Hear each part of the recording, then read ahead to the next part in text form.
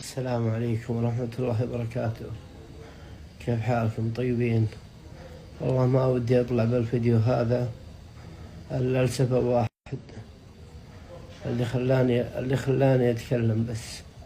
يا جماعة الخير، أنا بنصحكم نصيحة أخ ومحب لكم، نصيحة اتركوا الفيب اللي هو الشيشة الإلكترونية.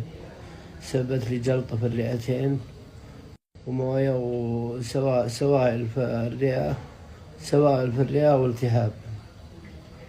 فأنصحكم والله إني صادق.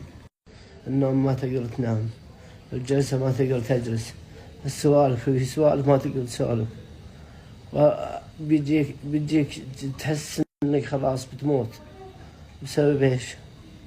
بسبب الشيشة. 50 ريال مدري ب40 ريال.